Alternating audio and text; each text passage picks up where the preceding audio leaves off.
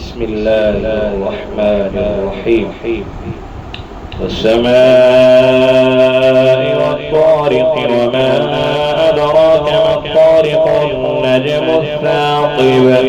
إن كل نفس لما عليها حافظ فلينظر الإنسان مما خلق من ماء دافق يخرج من بين الصلب والترائب إنه على رجعه لقادر يوم تبلى السرائر فما له من قوة ولا ناصر والسماء ذات الرجع والأرض ذات الصدع إنه لقول فصل وما هو بالهزل إنهم يكيدون كيدا وأكيد كيدا